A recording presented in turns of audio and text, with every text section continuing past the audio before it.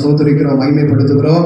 இந்த நாளிலே உடைய ஆலயத்தை கொண்டு வந்த உடைய பிள்ளைகளுக்காக நாங்கள் நமக்கு நன்றி செலுத்துகிறோம். இன்னும் எத்தனையோ பிள்ளைகள் ஆண்டவர் வெளியிலே இருக்கிறார்கள். அவர்களே வருகிற ஆராதனையிலே தேவன் கொண்டு வரும்படியாக நாங்கள் நம்மை ஸ்தோத்திரிக்கிறோம், மகிமைப்படுத்துகிறோம். இந்த நாள் வந்த எங்களோடு கூட நீர் பேசும்படி இந்த வார்த்தையை நாங்கள் தியானிக்க ஆண்டவர் அதன் மூலமாய் நாங்கள் பல காரியங்களை கற்றுக்கொள்ள கர்த்தர் எங்களுக்கு கிருபை தரும்படியாக ஜெபிக்கிறோம். இயேசுவின் நல்ல நாமத்தினாலே உங்களுடைய வார்த்தையை உடைய கரத்தில் ஒப்பு கொடுத்து ஜெபிக்கிறோம். தொடர்ந்து எங்களோடு கூட பேசும் நல்ல பரலோக பிதாவே, ஆமென். அல்லேலூயா, அல்லேலூயா. நாம் போன வாரத்தில் ஆண்டவருடைய வார்த்தை நாம பார்த்தோம், வாசிக்கலாம். ரோமர் எழுதின புஸ்தகம் 8ஆம் அதிகாரம் 30ஆம் வசனத்தை நாம் வாசிக்க கேட்போம். ரோமர் எழுதின புஸ்தகம் 8ஆம் அதிகாரம். எவர்களை முன் குறித்தாரோ அவர்களை அழைத்தும் இருக்கிறார். எவர்களை அழைத்தாரோ அவர்களை நீதிமான ஆக்கியம் இருக்கிறார். எவர்களை நீதிமான் ஆக்கினாரோ அவர்களை மகிமைப்படுத்தியும் இருக்கிறார். இந்த வார்த்தைகளை நாம் போன வாரத்தில் தியானித்தோம். அல்லேலூயா. இன்றைக்கு நாம் என்ன தியானிக்க போகிறோம் என்றால் நீதிமான் என்கிற ஒரு காரியத்தை நாம் தியானிக்க போகிறோம். அல்லேலூயா, அல்லேலூயா சொல்லுங்களேன். யார் நீதிமான்? நீதிமானுக்கு தேவன் என்னென்ன ஆசீர்வாதங்களை வைத்திருக்கிறார், நீதிமான் என்ன செய்வான் இந்த உலகத்தில் என்று சொல்லி பல காரியங்கள் வேதத்திலே நமக்கு எழுதி கொடுக்கப்பட்டிருக்கிறது. நாம் எல்லா காரியங்களையும் இப்பொழுது பார்க்க முடியாது. நேரத்துக்கு தகுந்தவாறு நாம் கர்த்தருடைய வார்த்தையை நாம் கேட்க போகிறோம். அல்லேலூயா. வேதத்தை எல்லாரும் திருப்பி நீங்கள் ஆயத்தமாக நீங்கள் வைத்துக் கொள்ளும்படி உங்கள் அன்போடு கூட கேட்டுக்கொள்கிறேன். எல்லாரும் வேதத்தை வாசிக்க நீங்கள் உற்சாகப்பட வேண்டும். அல்லேலூயா. ஒருவர் ஒரு வசனத்தை வாசித்து அடுத்தவர்கள் அடுத்த வசனத்தை வாசிப்பதற்கு நீங்கள் இடம் கொடுத்து நீங்களும் வாசிக்கணும், மற்றவர்களும் வாசிக்க வேண்டும். அல்லேலூயா, அல்லேலூயா சொல்லுங்களேன். நாம் வேத வசனத்தை வாசிக்கிறதிலும் அதை கேட்கிறதிலும் அதை கடைபிடிக்கிறதிலும் நாம் தேறினவர்களாக மாறும்படி ஆண்டவர் வேதத்திலே நமக்கு சொல்லி இருக்கிறார். அல்லேலூயா, அல்லேலூயா சொல்லுங்களேன். சத்தமாக ஒரு அல்லேலூயா சொல்லுங்க. ஆதி ஆகமத்தை எடுத்து வாசிங்கள் என்றால் நீங்கள் வெளிப்படுத்தல் எடுத்து வாசித்துக் கொண்டு இருக்க கூடாது. அல்லேலூயா, அல்லேலூயா சொல்லுங்களேன். சத்தமாக ஒரு அல்லேலூயா சொல்லுங்களேன். ஏசாயா என்று நாங்கள் வாசிக்க சொன்னால் நீங்கள் சங்கீத புத்தகத்தை திருப்பி கொண்டு இருக்க கூடாது. அல்லேலூயா. அப்படின்னா என்ன? அதை கொஞ்சம் கவனமாக கேட்க வேண்டும். நீங்கள் அதை சரியான விதத்தில் அதை திருப்பி நீங்கள் படிக்கும் பொழுது ஈஸியாக உங்களுக்கு ஒவ்வொரு வாரம் அதை நீங்கள் செய்யும் பொழுது உங்களுக்கு பழக்கமாகிவிடும். அல்லேலூயா, அல்லேலூயா சொல்லுங்களேன். சத்தமாக ஒரு அல்லேலூயா சொல்லுங்க பார்க்கலாம். உற்சாகமா எல்லாரும் சேர்ந்து கரங்களை உயர்த்தி இன்னொரு அல்லேலூயா. நிறைய பேர் நம்ம செயலுக்காக தூக்குறீங்க. என்னம்மா அல்லேலூயா சொல்ற? நல்லா சொல்லுங்க பார்க்கலாம். அல்லேலூயா. எல்லாரும் சொல்லணும் அல்லேலூயா. ஆண்டவருக்கு மகிமையை கொண்டு வரக்கூடியது. ஆமென், அல்லேலூயா. பாருங்க, நீதிமான் இந்த உலகத்தில் எப்படி வாழ்வான், எப்படி அவன் ஜீவிப்பான் என்று சொல்லி சரியாக அழகான வார்த்தை நமக்கு சொல்லப்படுகிறது. ரோமர் 1ஆம் அதிகாரம் 17ஆம் வசனத்தை நாம் வாசிக்கும் பொழுது வாசிக்கிறவர்கள் எடுத்தவர்கள் வேகமாக அந்த வசனத்தை நீங்கள் சத்தமாக வாசிக்கும்படி உங்கள் அன்போடு கூட கேட்டுக்கொள்கிறேன். விசுவாசத்தினாலே நீதிமான் பிழைப்பான் என்று எழுதியிருக்கிறபடி. போதும் பாருங்க, நீதிமான் எப்படி பிழைப்பானா? விசுவாசத்தினாலே பிழைப்பான். அல்லேலூயா சொல்லுங்களேன். என்ன விசுவாசத்தினால பிழைப்பா? எனக்கு ஒரு நல்ல வேலை இருக்குது, அந்த விசுவாசத்தினாலயா? எனக்கு ஒரு நல்ல சம்பளம் இருக்குது, அந்த விசுவாசத்தினாலயா? நான் அழகா இருக்கிற இந்த உலகத்துல வாழ்ந்துருவேன், அந்த விசுவாசத்தினாலயா? அல்லது எனக்கு எல்லா விதமான வசதி வாய்ப்புகள் இருக்கிறது, அந்த ஒரு விசுவாசத்தினாலயா? இந்த விசுவாசத்தினால அல்ல. இயேசு எனக்காக இந்த பூமியில சமாதானத்தை கொடுக்க பிறந்தார், சந்தோஷத்தை கொடுக்க பிறந்தார், விடுதலையை கொடுக்க பிறந்தார், ரட்சிப்பை கொடுக்க பிறந்தார், ஆசீர்வாதத்தை கொடுக்க பிறந்தார். எனக்காக அவர் பிறந்தது மாத்திரமல்ல, என் பாவம், என் சாபம், என் அக்கிரமம், என் அநியாயம், என்னுடைய வியாதி, என்னுடைய தீமையான காரியங்களுக்காக இயேசு கல்வாரி சிலுவையிலே அடிக்கப்பட்டு ரத்தம் சிந்தினார். அவர் 3ஆம் நாள் உயிரோடு கூட எழுந்து இன்றைக்கு பரலோகத்தில் இருந்து நான் ஜெபிக்கிற ஜெபத்தின் அத்தனை காரியங்களுக்கும் அவர் பதில் கொடுத்து என்னை வாழ வைப்பார் என்று சொல்லி விசுவாசித்து யார் வாழ்கிறார்களோ அவர்கள் தான் நீதிமான். அல்லேலூயா, ஒரு அல்லேலூயா சொல்லுங்களேன். இங்கே அழகாய் சொல்லப்பட்டிருக்கிறது நீதிமான், அதாவது தன் விசுவாசத்தினாலே நீதிமான் பிழைப்பான் என்று எழுதியிருக்கிறது. அல்லேலூயா. அருமையான தேவ பிள்ளைகளே, நீங்கள் நானும் இயேசுவை விசுவாசித்து இந்த பூமியில பிழைக்க வேண்டும், வாழ வேண்டும், ஆசீர்வாதமா இருக்க வேண்டும் என்று ஆண்டவர் சொல்லுகிறார். அல்லேலூயா.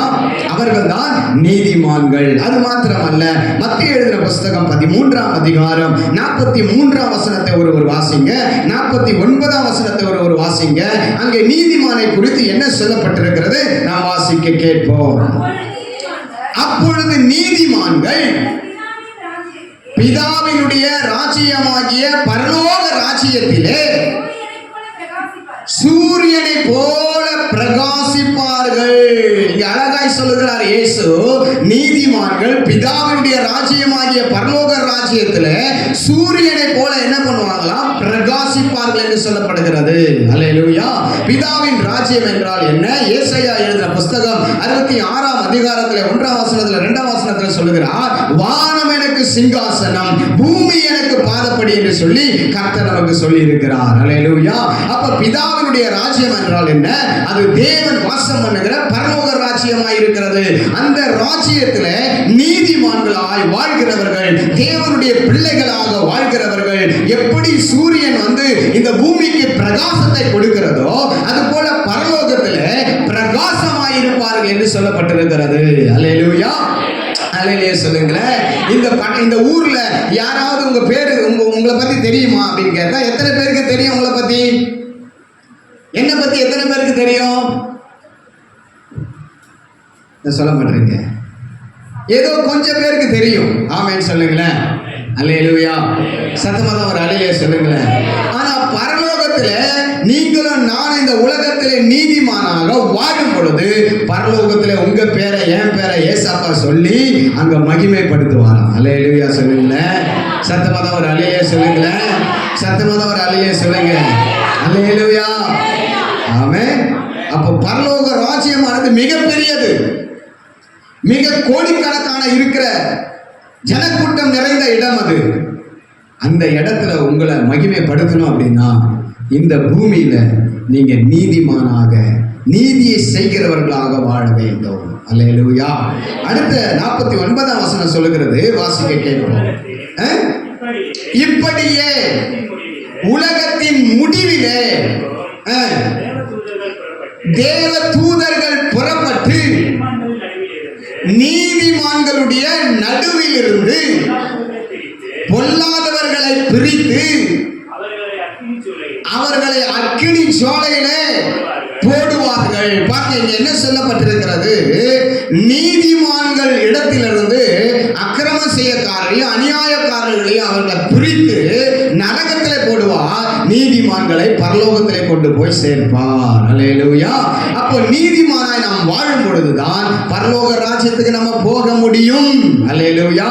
அதுதான் மத்தேயு எழுதின புஸ்தகம் 25ஆம் அதிகாரம் 46ஆம் வசனத்துல நீதிமானை குறித்து சொல்லுகிறது.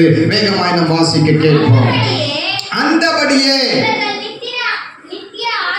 இவர்கள் நித்திய ஆக்கினியை அடையவும் நீதிமான்களோ நித்திய ஜீவனை அடையவும் போவார்கள் என்றார். அல்லேலூயா சொல்லுங்களேன். நீதிமான்களுக்கு நித்திய ஜீவன், பரலோக ராஜ்யத்துக்கு போக அவர்கள் புறப்படுவார்கள் என்று சொல்லப்பட்டிருக்கிறது. அல்லேலூயா. நீங்கள் நானும் ஆண்டவருடைய நாமத்தினால, இயேசுவின் நாமத்தினால நீதிமானாக நாம் வாழ வேண்டும். ஆமென். அது மாத்திரமல்ல, ஏசாயா தீர்க்கதரிசன புஸ்தகம் 60ஆம் அதிகாரம் 21ஆம் வசனத்தை நாம் வாசிக்கும் பொழுது அங்கே நீதிமானை குறித்து அழகாய் சொல்லப்பட்டிருக்கிறது. நாம் சத்தத்தை உயர்த்தி வாசிக்க தெரிந்தவர்கள் எடுத்து வேகமாக வாசிப்போம். நீதிமான்களும் என்றென்றைக்கும் பூமியை சுதந்தரிக்கும் குடிகளும் நான் நட்ட கிளைகளும் நான் மகிமைப்படும்படி என்னுடைய கரங்களின் கிரியைகளுமாக இருப்பார்கள் என்று இங்கே அழகாய் சொல்லுகிறார். அல்லேலூயா. உன் ஜனங்கள், என் ஜனங்கள் எல்லாரும் எப்படி இருப்பாங்களா? நீதிமானாக இருப்பாங்க. அல்லேலூயா. அல்லேலூயா சொல்லுங்களேன். திருடனா இருப்பாங்கன்னு சொல்லல, பொய் பேசுறவங்களா இருப்பாங்கன்னு சொல்லல, கெட்ட காரியங்களை செய்யறவங்களா இருப்பாங்கன்னு சொல்லல. இங்க என்ன சொல்லுகிறார்? உன் ஜனங்கள் எல்லாரும் நீதிமான்களாக இருப்பார்கள். அல்லேலூயா. ஆலயத்துக்கு வருகிற, ஆண்டவரை தேடி வருகிற, ஆண்டவரை பின்பற்றுகிற நீங்களும் நானும் எப்படி இருக்கணும் அப்படின்னா நீதிமானா, நீதி செய்யறவங்களாக இருக்கணும். ஆமென், ஆமென் சொல்லுங்களேன். உங்க பிள்ளைங்க எப்படி இருக்கணும்னு நீங்க விரும்புறீங்க? கெட்ட பிள்ளைங்களா என் பிள்ளைங்க இருக்கணும்னு நீங்க விரும்புறீங்களா? நல்ல பிள்ளைங்களா இருக்கணும்னு விரும்புறீங்களா? கீழ்ப்படுகிற பிள்ளையா இருக்கணும்னு விரும்புறீங்களா? என் பிள்ளை கொஞ்சம் கூட என் பேச்சையே கேட்க கூடாதுன்றத விரும்புறீங்களா? என்ன சத்தம் வர மாட்டேது? அதேதான் ஆண்டவர் சொல்றாரு. உங்களே என்னையும் பார்த்து நாம ஆண்டவருக்கு நீதிமானா இருக்கிற ஜனங்களாக, பிள்ளைகளாக இருக்க வேண்டும். அல்லேலூயா, அல்லேலூயா சொல்லுங்களேன். அப்படி நம்ம நீதிமானா நாமும் நம்முடைய பிள்ளைகளும் வாழ்ந்தோம்னா நமக்கு என்ன ஆண்டவர் இந்த பூமியில கொடுக்கிறாரா? அதே ஏசாயா எழுதின புஸ்தகம் 3ஆம் அதிகாரம் 10ஆம் வசனத்தில் தெளிவாய் சொல்லப்பட்டிருக்கிறது, அழகாய் சொல்லப்பட்டிருக்கிறது. வாசிக்க கேட்போம். ஏசாயா என்று பாருங்க, நல்லா பாருங்க. கர்த்தர் சொல்றாரு, உங்களுக்கு நன்மை உண்டாகும் என்று நீதிமானுக்கு சொல்லுங்கள், அவர்கள் தங்கள் கிரியைகளின் பலனை அனுபவிப்பார்கள். அல்லேலூயா சொல்லுங்களேன். இங்க தெளிவாய் சொல்றாரு ஆண்டவர், நாம் நீதியாய் வாழ்ந்தனா என்ன சொல்றாரு? அவர்களுக்கு என்ன உண்டாகும்? தீமை உண்டாகும், கெடுதல் உண்டாகும், மோசம் உண்டாகும், நாசம் உண்டாகும். அப்படியே சொல்றாரு. பக்கத்துல பார்த்து சொல்றேங்க, நீங்க நன்மை செஞ்சீங்கன்னா உங்களுக்கு நன்மை உண்டாகும். நீங்க நீதிமானா வாழ்ந்தீங்கன்னா உங்களுக்கு நன்மை உண்டாகும். உங்க பாகத்துல, உங்க பிரயாசத்துல, உங்க கஷ்டத்தை யாரோ தின்ன மாட்டாங்க. டாக்டர் தின்ன மாட்டாரு, அவன் தேவையில்லாத காரியம் தின்ன மாட்டாரு, திருடிட்டு போக மாட்டான். அல்லேலூயா சொல்லுங்களேன். நீங்க சாப்பிடுவீங்க, நீங்க அனுபவிப்பீங்க. அல்லேலூயா சொல்லுங்களேன். அல்லேலூயா சத்தமா சொல்லுங்க. வாங்கி வச்சிருக்கிற பட்டுப்படவையும் நகையும் திருடிட்டு போக மாட்டான், அந்த பீரோவிலேயே இருக்கும். அல்லேலூயா, அல்லேலூயா வர மாட்டேங்குது. சத்தமா ஒரு அல்லேலூயா சொல்லுங்க, உற்சாகமா ஒரு அல்லேலூயா சொல்லுங்க. அதுதான் சொல்லுகிறார், அதாவது நீதிமானுக்கு நன்மை உண்டாகும் என்று சொல்லுங்கள், அவருடைய கிரியைகளுடைய பலனை அவங்க என்ன பண்ணுவாங்க? அனுபவிப்பார்கள். அல்லேலூயா சொல்லுங்களேன். ஆமென். நாம கஷ்டப்பட்டது இன்னொருத்தன் புடிங்கி போறதுக்கு நம்ம கஷ்டப்படுறோம் இல்ல இல்ல சொல்லுங்களேன். இல்ல. அல்லேலூயா சொல்லுங்க. அதுதான் ஆண்டவர் சொல்றார், தேவ பிள்ளையே, நீ என் நாமத்தினால நீதிமானாய் நட, நீதிமானா வாழு, நீதிமானா வாழ பிரயாசப்படு. ஆமென் சொல்லுங்களேன். அல்லேலூயா. உங்களுக்கு கெட்டது வராது, கெட்டது வரும்னு சொன்னாலும் வராது, கெட்டது நடக்கும்னு சொன்னாலும் நடக்காது. நல்லது தான் உங்களுக்கு நடக்கும், நன்மை தான் உங்களுக்கு நடக்கும். ஏன்னா உங்க பேர் என்னது? சொல்லுங்க, வாயை திறந்து. நீதிமான். அல்லேலூயா சொல்லுங்களேன். வாசிக்கலாம், இன்னொரு வசனத்தை வாசிக்கலாம். எசேக்கியேல் எழுதின புஸ்தகம் 18ஆம் அதிகாரம் 9ஆம் வசனத்தோடு வாசிங்க, 20ஆம் வசனத்தை ஒருத்தர் வாசிங்க, 24ஆம் வசனத்தை ஒருவர் எடுத்து வாசிங்க. 3 பேர் 3 வசனத்தை சத்தமா வாசிங்க பார்க்கலாம். எசேக்கியேல் 18:9.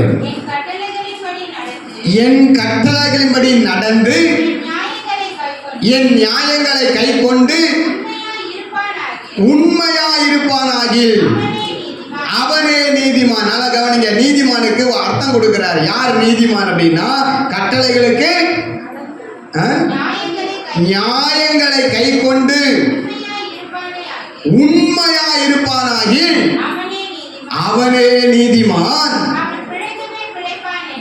அழகா சொல்றார், அவன் பிழைக்கவே பிழைப்பான், அவன் வாழவே வாழ்வான், அவன் ஆசீர்வாதமாகவே இருப்பான், அவன் நன்மையாகவே இருப்பான், அவன் சுகமாகவே இருப்பான், அவன் பலமாகவே இருப்பான், அவன் சமாதானமாகவே இருப்பான், அவன் சந்தோஷமாகவே இருப்பான். அவன் சந்தோஷத்தை யாரும் என்ன பண்ண முடியாது? எடுத்து போட முடியாது. ஏனென்றால் அவன் நீதிமான். அல்லேலூயா சொல்லுங்களேன். அந்த நீதிமான் எப்படி இருப்பானா, நீதிமொழிகள் 28ஆம் அதிகாரம் 1ஆம் வசனத்துல சொல்றாரு. வேகமா வாசிக்க கேட்போம். நீதிமொழிகள் 28:1. ஒருவனும் தொடராதிருந்தும் துன்மார்க்கமான மனுஷன், பாவம் செய்யற மனுஷன் யாரும் பிடிக்காம இருந்தோம், தொடராம இருந்தோம், பார்க்காம இருந்தோம், ஐயோ நான் தப்பு பண்ணிட்டேன்னு ஓடி போறான்.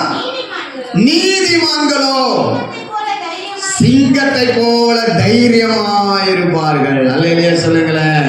சத்தமா ஒரு அல்லேலூயா சொல்லுங்களேன். அல்லேலூயா சொல்லுங்க. யாராவது நம்ம மேல தப்பான பட்டம் கட்டினாங்கன்னா, நம்ம தப்பு பண்ணலன்னா எப்படி இருப்போம்? நம்ம எப்படி இருப்போம்?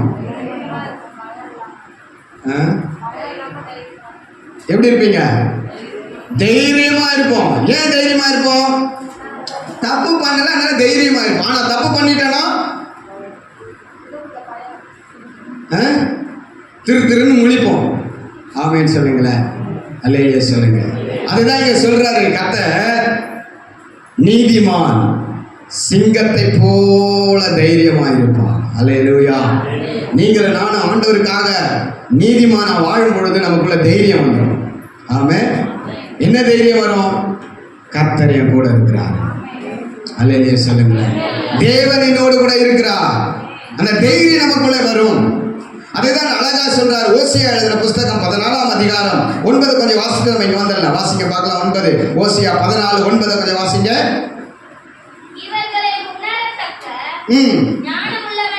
ஞானமுள்ளவன் யார்? இவைகளை புத்தி உள்ளவன் யார்? செம்மையானவைகள் நீதிமான்கள் அந்த வழியிலே அதிலே நடப்பார்கள். அல்லேலூயா சொல்லுங்களேன். ஆண்டவருடைய வழி வந்து செம்மையானது, நல்ல வழி, கெட்ட வழி கிடையாது. ஆண்டவருடைய வழி, அந்த வழியில நீதிமான்கள் நடப்பார்கள். அல்லேலூயா சொல்லுங்க பார்க்கலாம். உற்சாகமா ஒரு அல்லேலூயா சொல்லுங்களேன். அதுதான் எசேக்கியேல் அழகா சொல்றாரு. 18:20 சொல்றாரு. வேகமா வாசிங்க. பாவம் செய்கிற ஆத்மாவோ சாகும், குமாரன் தகப்பனுடைய அக்கிரமத்தை சுமப்பதில்லை. தகப்பன் குமாரனுடைய அக்கிரமத்தையும் சுமப்பதில்லை. நீதிமானுடைய நீதி அவன் மேல் தான் இருக்கும். துன்மார்கனுடைய துன்மார்க்கம் அவன் மேல் தான் இருக்கும். என்ன சொல்றாரு? நீதிமானுடைய நீதி அவன் மேலே இருக்கும் அப்படின்னு சொல்றாரு. அல்லேலூயா சொல்லுங்களேன். நம்ம நீதிமானா நீதியை செய்யறவங்களா இருந்தா நமக்கு நீதி தான் கடவுள் செய்வார். ஆமென். ஆமென் சொல்லுங்களேன். அதுதான் 24ஆம் வசனத்துல சொல்றாரு. வாசிக்க பார்க்கலாம் வேகமாக. நீதிமான் தன்னுடைய நீதியை விட்டு விலகி அநீதி செய்து துன்மார்கர் செய்கிற சகல அருவருப்பின்படி செய்வானாகில் அவன் பிழைப்பானோ? அவன் செய்த அவனுடைய எல்லா நீதிகளையும் நினைக்கப்படுவது இல்லை. அவன் தன் செய்த துரோக வேலையும் தன் பாவங்களையும் சாவான். அதனால என்ன பண்ணுவானா? சாவான் என்று சொல்லப்பட்டிருக்கிறது. அல்லேலூயா. என்ன சொல்லுகிறார் ஆண்டவர்? நம்ம 100 நீதியை செஞ்சுட்டு 99 நீதியை செஞ்சுட்டு ஒரு தப்பு பண்ணனா அந்த 99 நீதியும் ஆண்டவர் நினைக்க மாட்டார். ஆமென் சொல்லுங்களேன். அல்லேலூயா. சத்தமா ஒரு அல்லேலூயா சொல்லுங்க. அப்போ என்ன எதிர்பார்க்கிறார் ஆண்டவர்? 100லயே நம்ம நீதிமானா இருக்கணும்னு எதிர்பார்க்கிறார். நம்மளால முடியுமா? முடியுமா? முடியாதா? சொல்லுங்க. முடியுமா? முடியாதா? முடியுன்றவங்களாம் ஒரு அல்லேலூயா சொல்லுங்க. முடியாதுன்றவங்களாம் ஒரு அல்லேலூயா சொல்லுங்க. அல்லேலூயா. முடியும், நம்மளால முடியாது. ஆனா தேவன் நமக்கு உதவி செய்தால் நாம் நீதிமானாக மாற, வாழ, ஜீவிக்க முடியும். அல்லேலூயா சொல்லுங்களேன். ஏனென்றால் அனுதினமும் இயேசுவின் ரத்தம் நம்மை கழுவி சுத்திகரிக்கிறது. அனுதினமும் நாம் தேவனுடைய வார்த்தையை கேட்டு நாம் சரியாக்கப்படுகிறோம், ஒழுங்காக்கப்படுகிறோம். அப்போ ஒழுங்கான வழியில் நம்மளால போக முடியுமா? முடியாதா? முடியும். ஆமென் சொல்லுங்களேன். நேர் வழியில் நம்ம போக முடியுமா? முடியாதா? முடியும். ஆமென் சொல்லுங்களேன். அல்லேலூயா சொல்லுங்க. சத்தமா தான் ஒரு அல்லேலூயா சொல்லுங்க. ஆனால் இங்க என்ன சொல்லப்பட்டிருக்கிறது? நீதிமான். இன்னொரு முறை வாசிங்க அந்த வசனத்தை. நீதிமான் தன் நீதியை விட்டு என்ன பண்ணக்கூடாது? விலகி. நல்லா கவனிங்க. நீதிமானா இருக்கிறவங்க நீதியில தான் போயிட்டு இருக்கணும். ஆமென் சொல்லுங்களேன். அதை விட்டு என்ன பண்ணக்கூடாது? விலகி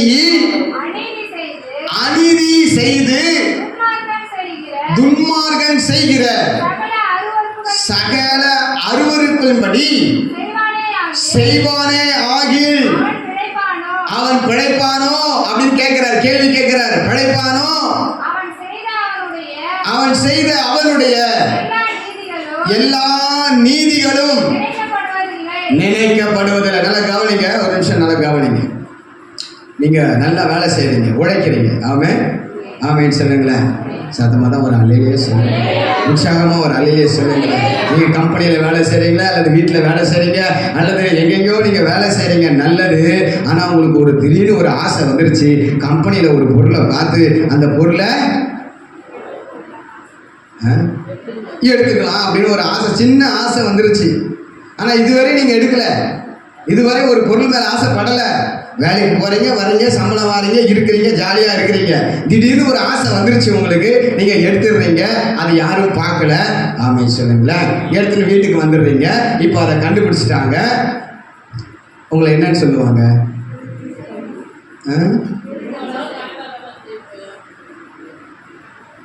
இவ்வளோ நாள் கரெக்டாக தானே இருந்த, ஏன் இப்போ உனக்கு இந்த ஆசை? ஒருத்தர் அப்புறம் இவங்க பொருளை திருநவங்கப்பா அப்படின்னுவீங்க. அப்புறம்